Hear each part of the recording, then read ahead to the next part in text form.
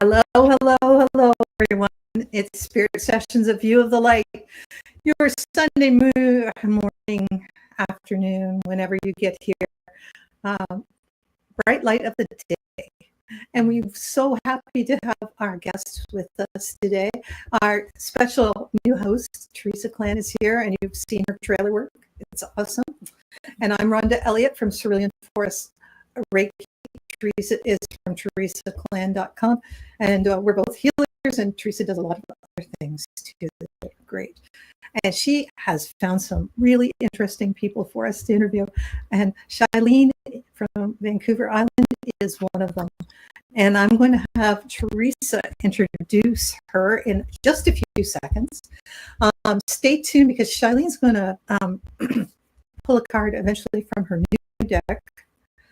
And we want to wish everybody a happy end of October. The thinning of the veil is happening now. So we had Jim and Dar Harold on last week talking about paranormal. Yes. And this week we want to talk about something that people think is paranormal, but it's really, really normal. It's the most natural thing in the world. We're going to talk about death and how to prepare for death as those days of fall start to wind down and we start to think about things going to sleep. We're also thinking about souls that have passed, the ancestors that have passed. And we're just so delighted to have someone like Shylene, a death walker, come to our show and describe what she does and how she makes the whole process the most natural process in the world after birth. Actually, probably even more. Come to a more serene conclusion. Anyways, Teresa, have you got anything to say? And remember, this is also going to be on our podcast and on our YouTube channel, so please subscribe to our YouTube channel, where you will get the most fabulous things to watch. Everything's free there. Just go in and do a deep dive. So, Teresa Clan, how are you today, now that you don't sound like Barry White anymore? Yeah, a little raspy, a little lungy earlier on, but we have tools, so we use them. Once again, I am just so thrilled to be here with you, Rhonda, with all of our viewers and listeners and the families and the angels that contribute to our podcast. And I am especially thrilled and touched to be able to introduce Shylene Schlackl to everybody that's enjoying our podcast today. Yourself, that you are an interdisciplinary artist, death walker, and founder of RestSure, a creative initiative dedicated to redivining life through the lens of death, through art, storytelling, and honest communication. You invite people to explore what truly matters with ritual, ceremony, and the art of remembering our dead. You help us uncover what makes us wish to be remembered, and so much more. I've had the honor to share a lot of time in a workplace with Shylene, and she is truly one of the wisest women I have ever met. And at this age, that's saying a lot, and her eloquence, the beauty, and your ability to step up and be authentic and present an idea have been challenging, but it's not. You just were always inviting me to be more me. So thank you for being here. Thank you. And Rhonda, thank you for the introduction. And Shylene, I'm sure we are all interested in this conversation, even though it might be a little scary for some. Yeah, so where would you like to start? Did you want to maybe tell us how you got into this kind of work? I think I'd like to start by reminding us just to stay in our bodies, right?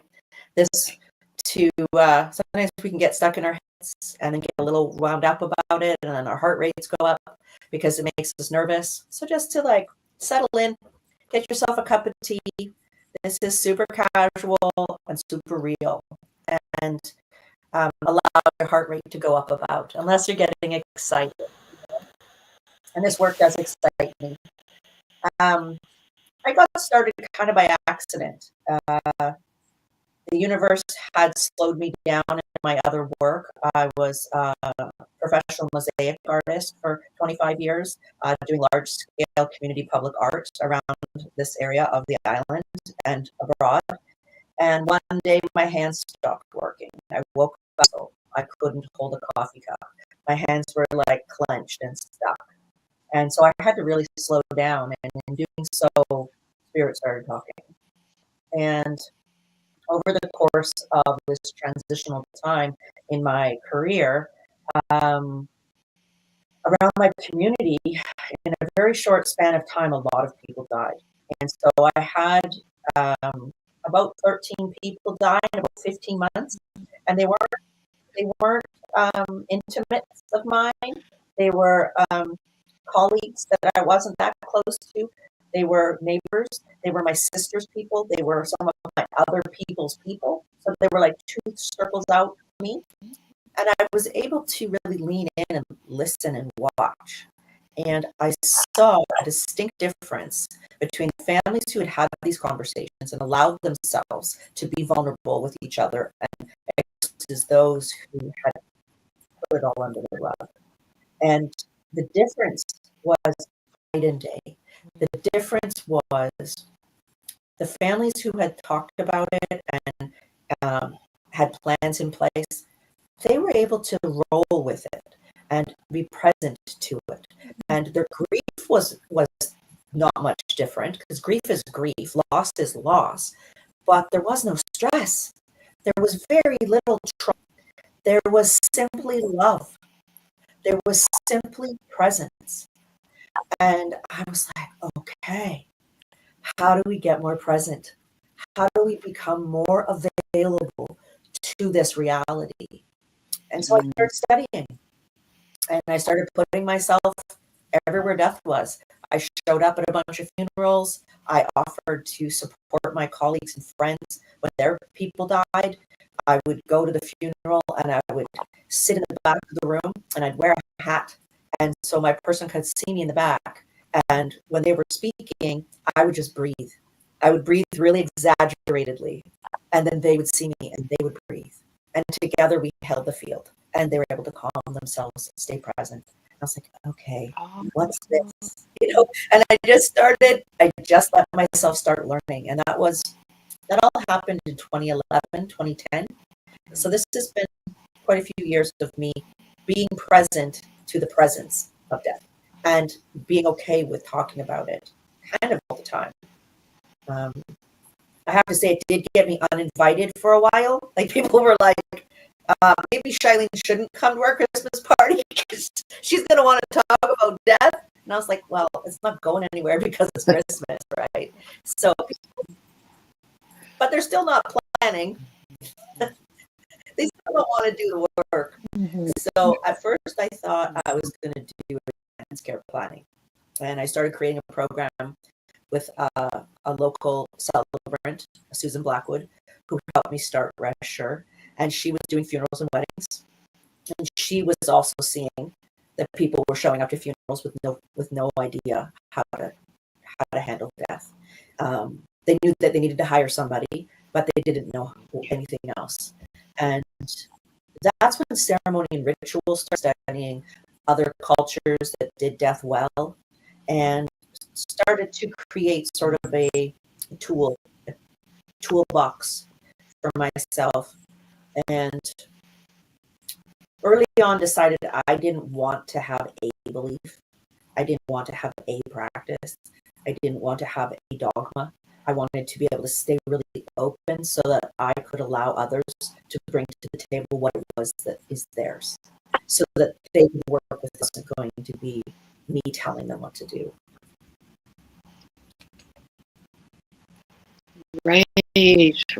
Oh my gosh, I am Flowerwood. And how amazing your answer to, the call to spirit. One day your hands wouldn't work. And then you couldn't have made this up. No. Yeah. It was hard. I have to tell you, like I have a distinct memory of standing outside my art studio and looking into it and just staring because I couldn't physically do anything at that time. And my daughter, who maybe was 10 or 11 at the time, stood beside me. She's like, "What are you doing?" Because I wasn't going in and I was just literally standing there. And I said, "Yeah, that is the question, honey. What am I doing?" Sort And of a death there was this, yourself of your. yeah, there was a, I was in grief. I was in a loss of identity. And at that moment, people were knowing me in the city as a mosaic artist, and I was called the Mosaic Lady. Now I couldn't do that work. I was like, okay, what is this? And I did think that I was going to let go of being an artist and move strictly into death. Now I recognize that the art is how I keep my childlike work is the queen of death. This is so it's created a bridge for me, and I like to call myself. Oh, Well, that kid set shivers up my spine.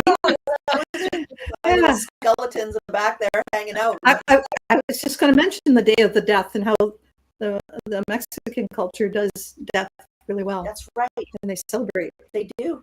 I mean, they take it really far. I believe in some places in Mexico, they have a practice of the grave. Ooh. Mm-hmm. Oh, I thought the picnics was weird. Dress them, Yeah, put them in fresh clothes, sit them up for a day, and have the Day of the Dead and honor their dead, and then rebury them. And they do that, I think, for 5 years in a row to really be present to the change of that person no longer being in their life, but that this person is now their ancestor who deserves honoring. And I don't think everybody does that anymore. I think it's value that do that. But hello, like so present. And they're doing this in front of everyone. It's not hidden from their children. It's not hidden from the sick. It's not like, oh, we can't talk about that because it might make someone upset. It's more like we have to unbury grandma because today's the day and we're going to do the thing. And I'm like, wow, man. And there's so much embodiment of life's transitions within that way of holding death as a tool for family connection, not a disengagement, but and deepening. Right. Yeah. Yeah. So like a deepening. So not necessarily like a celebration, but just an touch in with that. A form of love. It is a form of love, yeah. And ceremony and ritual, we've lost that in our culture as well, with the change of beliefs in religion. We talk about how to re-ritualize living so that we can have ceremonies and rituals around dying as well.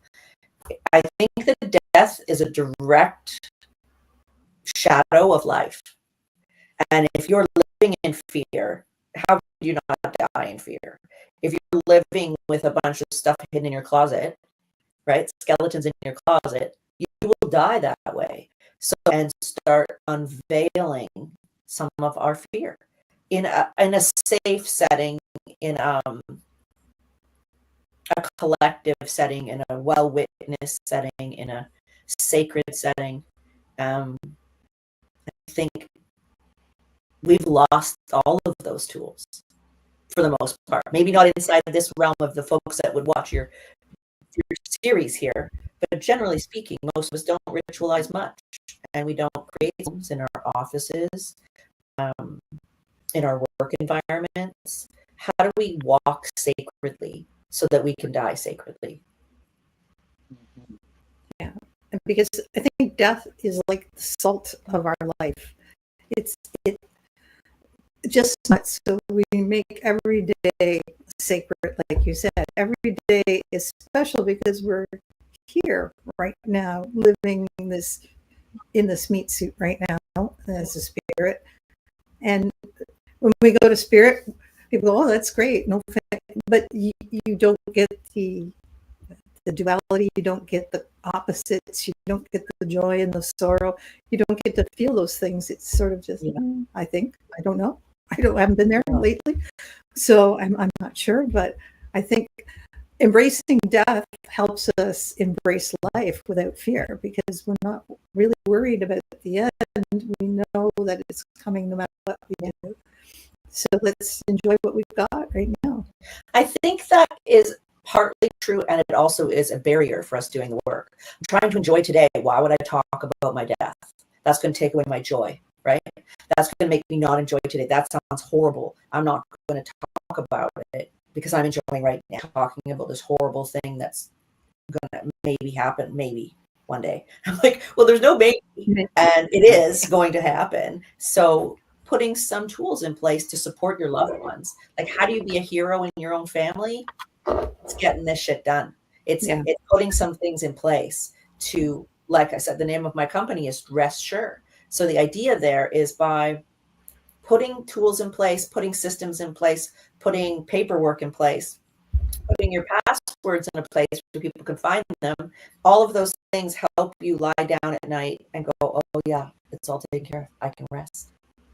Right? So you're not stressing out at bedtime. And when you do get sick or you are up on that door, your family knows. Your family can rest because they're not worried about, oh gosh, what am I supposed to do? What if? They're more like, oh yeah, it's in the file folder. Mom already made all of her decisions. And we all know it's okay. It's gonna work out. Right? And trying to not control it so much. But creating plans, putting things in place, even if it's basic conversations. You know, one of those people that died at the early part of my journey, her and I had epic conversations about her dying. She had stage 4 things she wanted and everything she didn't want. And we weren't new friends. She did not tell me the same thing she told her mom or her sister or her son. In fact, she didn't give them very much information at all. She wanted to live. She wanted to live lightly. She wanted to be fun. So she didn't talk about her death with them. She talked about her death with me. So then when she was literally dying, they didn't know what to do. And I was like, well, wait a second. She told me all these things, but she didn't tell me in a way that was documented. And I was some random friend that her family didn't know. So I wasn't given any rights to, I couldn't do anything back and go, okay, how do we actually do this better? So we have a tendency to placate people, right? Like, my daughter can't handle this, so I'm going to talk to her about it like that, or my mom gets really worked up about that, so I'm only going to tell her this part. We can start having circles about this, where the person who has a plan, wants a plan, can call their family together and have a really heartful conversation with a candle and a smudge. Wow. But we're not really good at that either, right? Like, having conversations where we don't interrupt each other the whole time. It's tricky. And each family is a little different. Each death is different, just like each birth is different. So my goal is to casualize this, simplify it. And that's why I built the Death of Cards, was because I recognized that people didn't want to plan and they didn't want to have these conversations. So I started designing this Death of Cards to help people just get more casual about it. So I thought today we could just draw a card or two and see what it tells us to do. And this deck is multi-leveled. It's got 8 sections, 4 different kinds of just help us be inspired. Conversation cards help us literally start a conversation. Contemplative cards, which are about going inward. How do I contemplate what's important to me? And then directions. Literally, if you took out all 8 direction cards and followed what they said, you would have a pretty comprehensive end-of-life plan.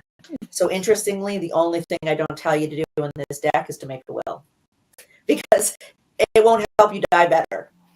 It's only used after you die. But how do we die better? How do we with death? One thing about wills, and my sister and I talked about this too, is people don't tell people what's in their will. It's like, it's supposed to be like a surprise party when you die. You should be telling your family exactly what's in your will, and not using it as a ransom or anything else. You should tell everybody who's in the will what's in the will and how it's going to be ahead of time. I've heard of people who actually designate an executor and do not tell the person that they're the executor of their will. Oh, yeah. And so people don't find out until the person's died that they're the executor of said will. That's gross. That's pressure. And that isn't really solving anything. That's actually sort of a wimpy way of doing your end of life stuff. And it's not even. It's just taking care of your material possessions. It's not fair. It seems like you're kind of getting some stuff taken care of. And you are. You know, it's better to die with a will than without one. However, you just created a bunch of drama in your life for your family. So, okay. So you guys say stop, and I'll pull the card that is coming up when one of you says stop. Stop. Okay. Okay, so this is a conversation card. It's going to be backwards on your screen. Here, let me see. Let's see if I've got. Yeah. Oh no, it's good. I got you. So conversation. This is part of the legacy section of the deck. It says, after my death, please feel free to talk behind my back, but be sure to share the story about ... So this is like, what's our legacy? What do you want people to talk about? Right? Write that down. Share those stories now, because people will talk about you and the whole thing. And what is your legacy? What kind of ancestry are you leaving behind? And so, yeah. Without going into too long of a thing, did anything pop for either of you about a story you hope people share about you? Well, for me, I just got to say, I am so appreciating your creativity by weaving in creating a card deck to help massage open these kinds of awarenesses for you leading up around this particular campfire. And what came for me is just the times when, say, my daughter and I just start laughing and we can't stop.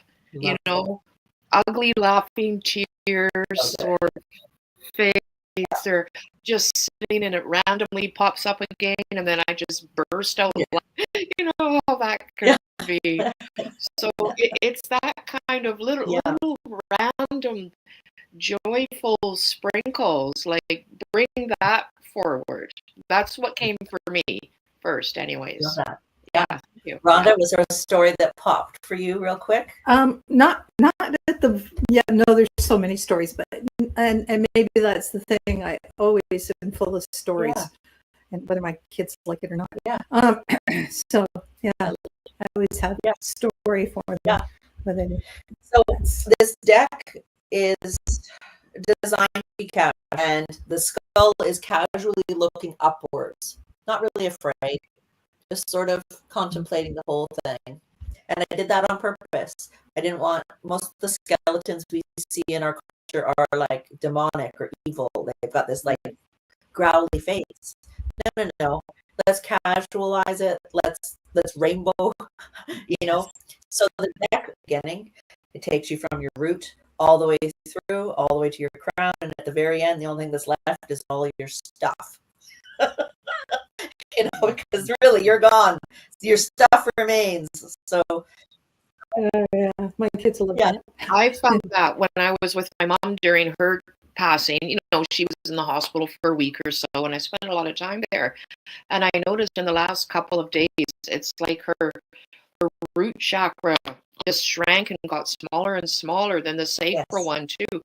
And they stayed in here, which added so much beauty to sharing that time. And that's why I describe it as being sacred and honors memories I hold so clear to me. There was no fear there at all.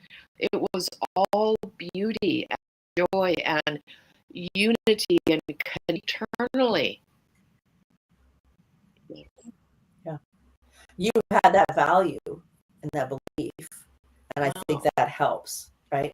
Those of us who do have sacred practice, that do see that evolution through the body, are able to be present. When people just see my mom can't move, that freaks them out. My mom hasn't moved her legs in 3 days. That scares people. But I think through the work that a lot of the folks on your series are talking about, how do we clear the channel? How do we open the field? How do we be silent, present? How do we create sacredness again? And, you know, I do liken it to birth. You know, the opposite of death and baby's crown when they come in, right? We crown when we leave. Right. So it's both the journeys have a similar moment of ascension, essentially. Yeah. Beautiful. And I suppose, again, we are so death phobic because we've lost that sacredness.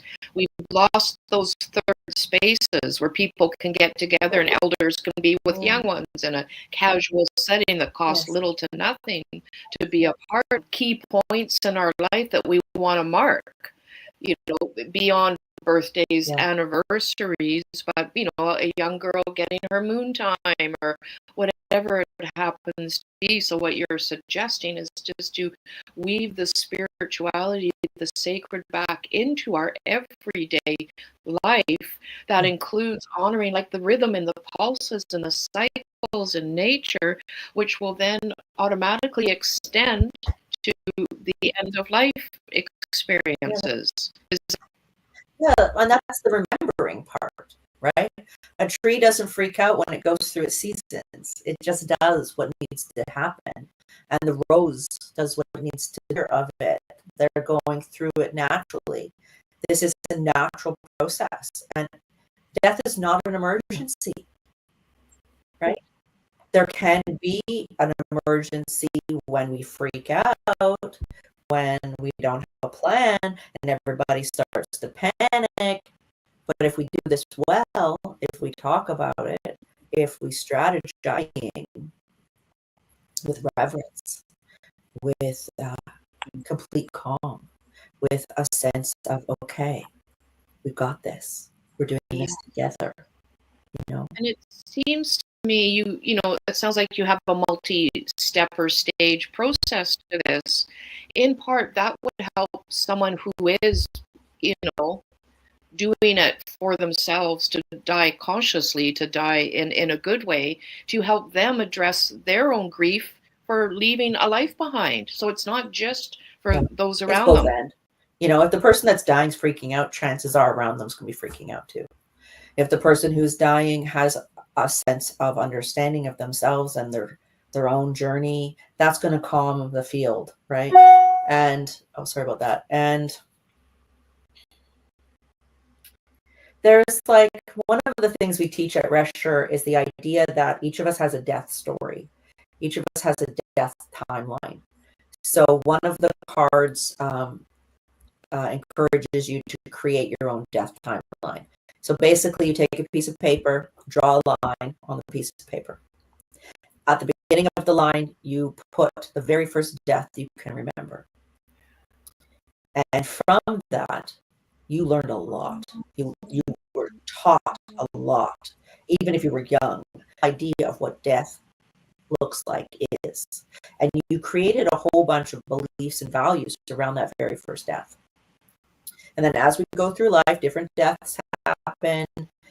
And right now, in this moment, the most recent death that you've experienced. So Teresa, I think that's your puppy. Yeah, right? My little dog crossed the rainbow bridge recently. And that death still has a grief bubble all around it. It's right there. It's very present, our most recent deaths. Yes. And so the first death impacts our values and beliefs and thoughts about what we think death is. And then the most recent death is impacting a room and there's someone actively dying or very sick. Every person in that room's death timeline is impacting how they're seeing this person. So it's really important to understand that active grief is in the room, not about the person that's dying, but about you and what you've recently processed or not. and your values and beliefs about how you think death works based on what you were taught at this moment with the dying person. So if we can remember that and have presence and grace for that, then somebody who's in the room that feels a little too emotional, you kind of can't figure out why they're so freaking out. They barely even like the person who's dying. Well, they're not upset about the person that's dying. They're upset about what they believe about death. So it's freaking them out a little bit, maybe. All that we're seeing. So those understandings have really helped me carry more grace for the collective. And the misunderstanding we mostly have for each other. Wow, that's fascinating. That puts a whole other texture, flavor to this for me. Thank you for sharing all of that. Yeah, really, really important. You know, my sister and I, we've both experienced so much death in our lives. So both of us find in our communities able to handle it in a way that other people can't. The first time she had a death was her grandparents. And then there wasn't another big death until her parents died. So she only had like her parents and her grandparents were the only real death that she'd experienced as a person. And then she became a celebrant and had done tons of funerals, but these were mostly for people she didn't know. So her experience had like 40 deaths under my belt or something like that. And she only had 4 besides the professional ones. So together we were really able to identify a lot of different things because of our own death experience and our own death timelines. Yeah. Wow. And so do you work with the families as well? Like, not just by, sharing wishes and suggestions for all this stuff. Do you work with the families as well? And if unfortunately, for the most part, the folks that I've worked with have kept me kind to themselves. And one of the last big deaths I had, the only reason why I jumped in with the family was because upon visiting his home, he had a lot of little notes written all over his coffee table and all his medicine on the coffee table. And his handwriting was getting messier and messier, and you couldn't quite read most of the Post-it notes unless you knew his writing. And on a Post-it note in giant font was my name. No message, just my name in giant font compared to everybody else's work, everything else he'd written. I was like, okay, that tells me I'm supposed to be here right now. And he agreed. And the work we had done in the past informed me that I was to be here. But again, he didn't pull his family in. So it gets tricky. People can kind of do this work, but I've been doing this work for over a decade. My family's pretty cool. Lots of my family still hasn't done any work at all. So I'm leaning in towards the generation below me for the most part. And I'm informing them and empowering them because they're the ones that are going to be left after the tsunami. So we call it the silver tsunami. So when all the baby boomers check out, how do we learn how to ride that tsunami and get out of the way? Because the tsunami comes in and like takes everything out with it, and then it draws back, is to really empower the generations below me and my cousins and my cousins' children, and to get better at doing these conversations casually and ceremonying the world in a new way. And my daughters didn't understand that other people don't talk about this. My kids were like, well, what do you mean? I was like, no, sweets, people don't talk about this. That's why Mama does this work. And they were like, well, everybody dies, right? And I was like, yeah. And they're like, well, what do you mean no one talks about it? I was like, sorry, you guys, it's just where we're at. So my children have, and in fact, one of my daughters, my grandmother died on her birthday. And so it put together birth and death in a beautiful way that now everybody's like, oh, it's Nana's death day. Oh, but it's Ireland's birthday. So there's this death and celebration happening every single time for the rest. How do I involve families? It's by being this way in the world and talking to littles about it and empowering the generation below us so that they can handle it. And I encourage folks, you can't tell your mom what to do. You can't beg your mom to do this. What you can do is do it. Do it for you. Make an active death plan when you're a young person. Most of us don't retire on time. We make holiday plans. Half the time we have to cancel the holiday. We make wedding plans. Sometimes we never marry that person. So we make a death plan and know that it can change. It's an active, organic, living document. This death book, but it's a place to start from, and it's a way to open up. So if you had an ideal situation, what would ideally a situation or a client look like to you? How would you, like, what would be your ideal, like, dynamic or whatever? Would you want the whole family there? Yeah. And everybody coming in and making it kind of a Tupperware party thing going on? Yeah, I think so. So I have done one of these with a woman and her friends, and that was really cool because they were really open and free with each other. And then they were able to go away and take that home to their families. But my ideal situation would be 3 generations sitting in a circle, lighting a candle, listening actively to each other, letting the lead be whoever called the circle, and maybe it's multiple sessions where I'd lead the family in having this type of conversation, how to actively listen, how to wait till the other person's finished, and then let everyone have a voice, even the children, and get better at that. And then start announcing your plans, right? Like, let's get better at healthy conversing around complicated conversations before we dump all the goo in. If that makes sense.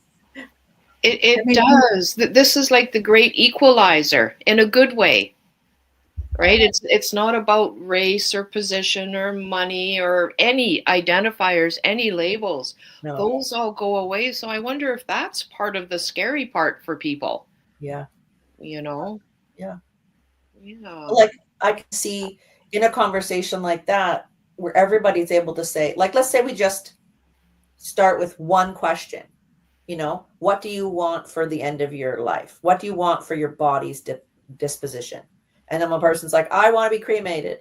I want to be dropped out of a plane. I want to be buried. I want a green burial. I don't want to die. I'm not going to die. Let everybody just say what it is. And somebody take notes, right? Mm-hmm. Okay. Perfect. Clear that. Ring a bell. Ding dong. Next question. What are you afraid of with dying? And let everybody in the circle speak, including the children, about what they're afraid of. And, there's a timer or a way to hold that container. And then someone's documenting. Next question. And maybe we do 3 rounds of that with the agreement that we're going to do this again in a month or 2. And we're just going to keep doing it until each one of us is clean and clear about what the other person wants and doesn't want. And it's going to open up that conversation then when you're alone with any of these people. Oh, remember the other day when we were talking, you said, like with my mother helping her make her plan, we came to the understanding that we want completely different things. And it was through going through this process that we were able to identify that. And she's like, what do you mean that's what you want? I'm like, well, what do you mean? I don't want what you want. This is why you have these conversations, because we're asking people to be someone's medical advisor or their power of attorney or their whichever position you're asking someone else to play. They need to know what you want because they're going to do what they think's best. It's not necessarily what you want. So being very clear about what you want, and you're asking this person to hold up what you've asked for, not do what they think is the best idea, because that's what ends up happening. People get put in these positions of whichever position. It doesn't matter what it's called, because I know in different states and in different provinces in Canada, we call these positions different names. So I try not to label the positions because we don't call them the same things. But there's official positions that you can put people in around your end of life. And if you don't tell them explicitly what you don't want, they're going to do what they think is best. Yeah. Even when it goes to like, I don't want heroic measures. So Right. what are heroic measures to you? Yes. Is it you don't want to be resuscitated? Is it you don't want to be put on life support, but you want to be resuscitated? What is heroic measures? Do you want just go? If you're flatlining, just leave me.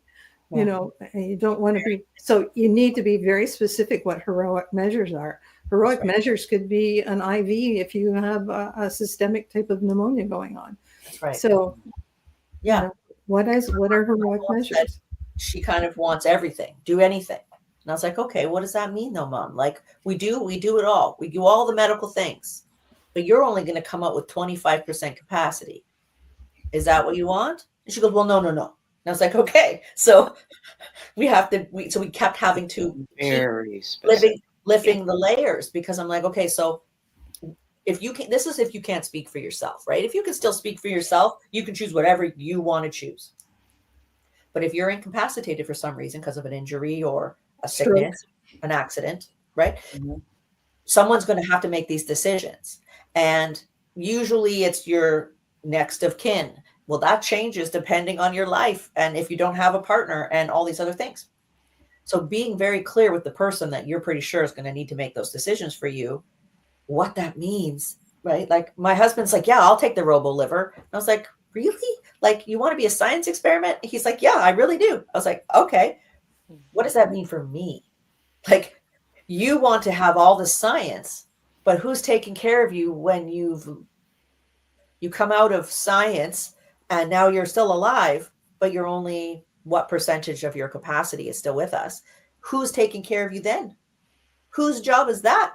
Can we talk about caregiver burnout much? Right? So like I really push the line about what you want and what's fair to the others who are then held accountable for your decisions. So again, like how do we be a hero in our own families? It's about getting cleaner and clearer and honest. Like this isn't about dreamy. Like, yeah, what's my ultimate client? Well, ultimately it'd be that people start doing this work and looking honestly, and not with fear, but with like appreciation and gratitude for their loved ones and for those who are going to be left behind holding the bag, And go visit a nursing home and go see what it's really like. Because it's not playing pinochle all day long. It's laying in bed while half your roommates don't have their mind and can't even speak. No, it's not a social place. It's a sad warehousing of long-term palliative care. Yeah. Yeah, because but sorry. Pardon me? I said because of medical decisions that were made without thinking about the long-term impact of that medical decision. Mm-hmm. Yeah. You kept their life, but are they living? Mm. Yeah. Right.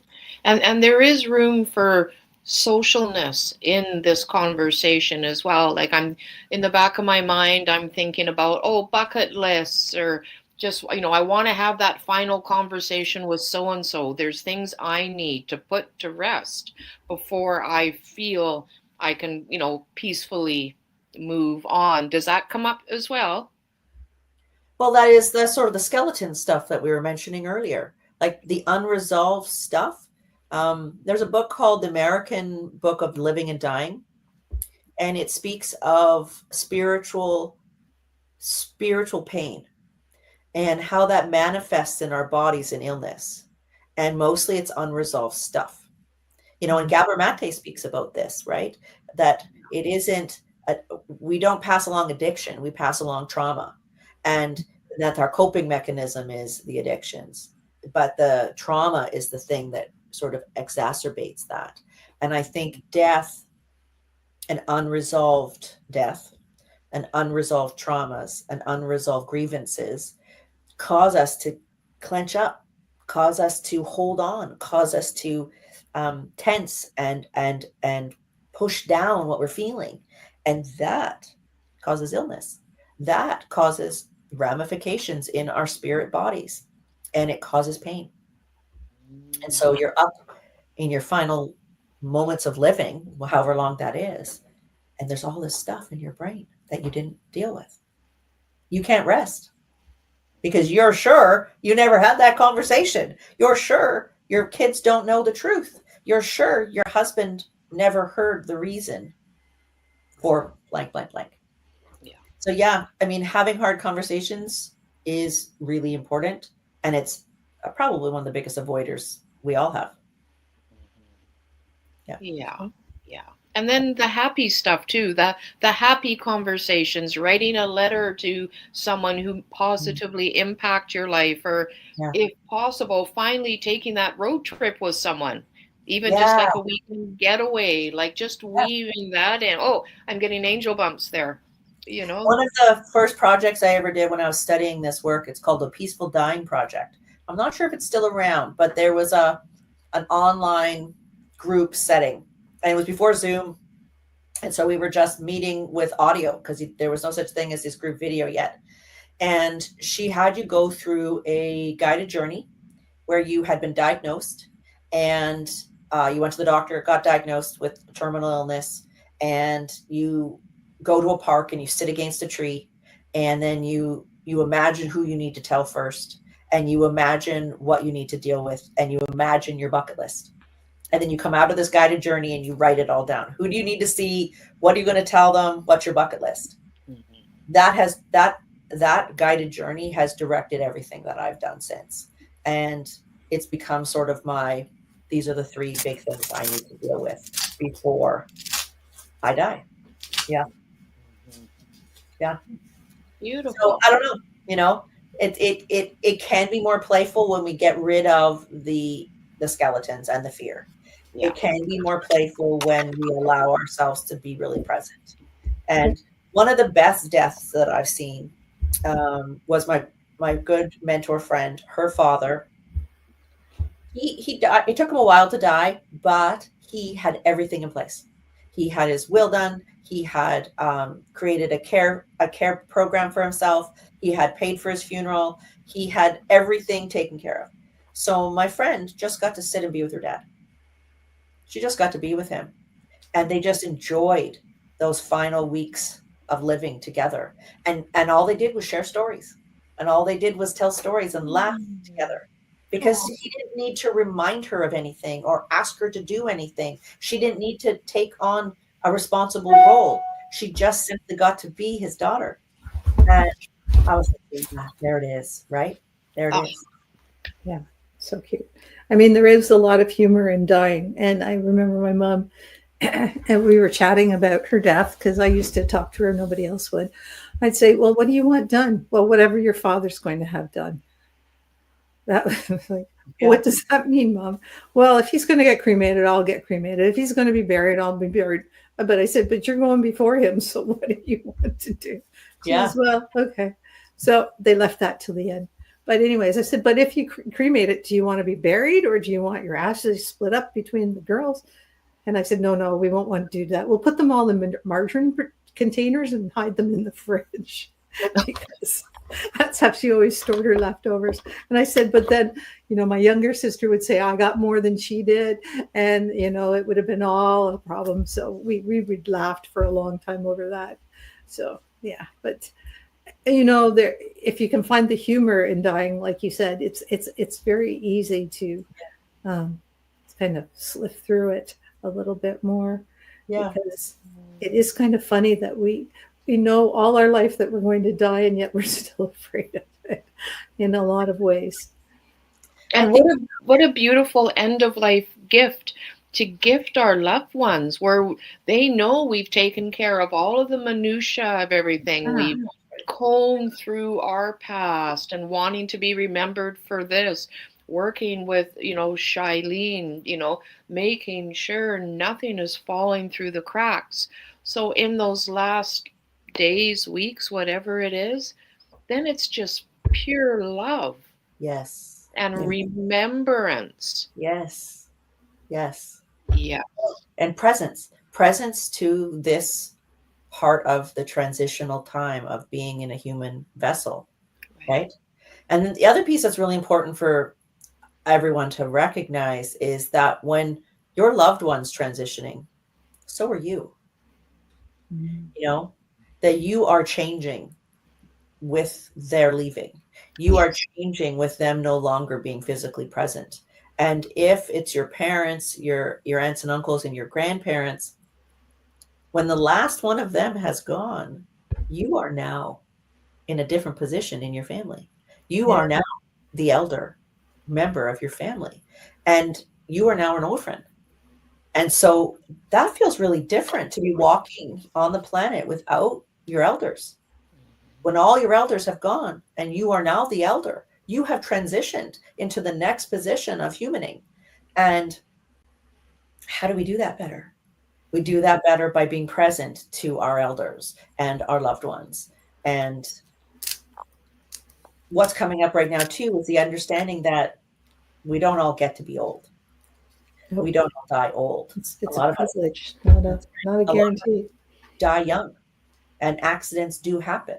So that's why I want the children and the youth and the youngers in our families having these conversations.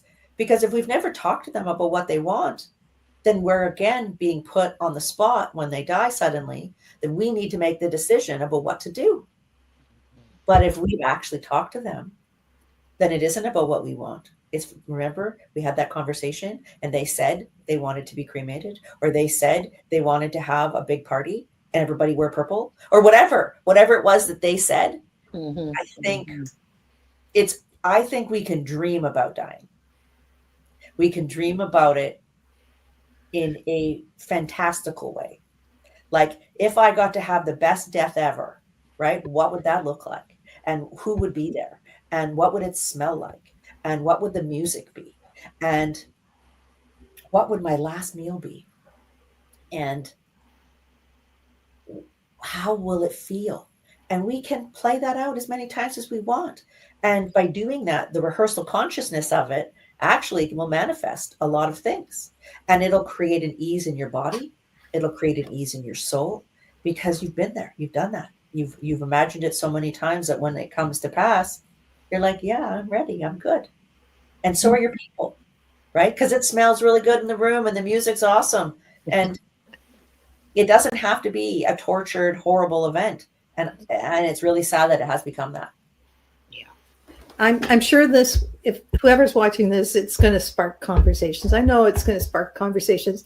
Tell us again about your deck and where people can find it, because I think that will spark conversations. Yeah, for sure. So it's on our website. So restsure.ca is the website, and you just go to the shop link and it's down there. And if you go onto the shop link, it's awful to give this to everyone in my family. I gave it to everyone for Christmas the first year I made it. And I made this, I designed it the Christmas before COVID. So it was kind of creepy. Over 40 families had Death is on the Table sitting in their homes during COVID. And they're like, Shylene, how did you know? I was like, I'm just listening, man. I'm just listening. And so, yeah. My goal is to have this casually just sitting around in your house. Oh, I think you've given me great ideas for Christmas. Yeah. So Grief Conversation says here, I will initiate a heart-to-heart about someone who's died. Like, talking about our dead is another really important piece here, right? So another tool that I've built is this beautiful calendar that is to help us talk about our dead. It's a perpetual calendar. I don't know if you guys remember, our mothers used to have like birthday calendars that were perpetual birthday and anniversary calendars. Well, this is one that's for our dead. So every month has a beautiful image made by a local artist here in Victoria. Iris Moore is her name. And every month has a beautiful piece of imagery, has a topic, has a notable death. So we throughout the calendar, we recognize 12 different types of death, of noble deaths and notable deaths. And we have 12 different themes, and a way to then honor anyone who's died in that month. And to me, this is about a way to have death present every day in your house. that death doesn't just happen sometimes. Death happens That's a all lovely calendar. Much Yeah. nicer than showing up on my Outlook every. Well, I have that too. But the I- calendar, what I think is important about the calendar is as they fill up over the next 20 years, your family will see, because it's hanging somewhere prominent in your home. That's my goal. That you have 11 people died this year or this month. And that was when grandpa died, or that was when we lost our dog, or that was when your best friend died. And your family will be able to say, okay, this is a big month. Okay. This is a big month. Let's hold each other gracefully. Let's hold each other with compassion, rather than, why is mom acting so weird? Well, this is a heavy month if you've got 11 people that you really love that died. Yeah. So that's our goal with this calendar, is to teach self-care. How do we take care of ourselves? By honoring our dead. How do we take care of our loved ones? By honoring our dead. And how do we honor our dead? We've not been practicing that. So let's talk about dying with the death of cards. Let's talk about what we don't want, what we do want, what's important, what we value, and tell that to our people. And then the calendar is about remembering our dead, remembering the brilliance that they brought to us, remembering the grief, remembering the history, remembering that we wouldn't be here or be this person without them in our lives. That's awesome. Oh, And so everything will be attached to this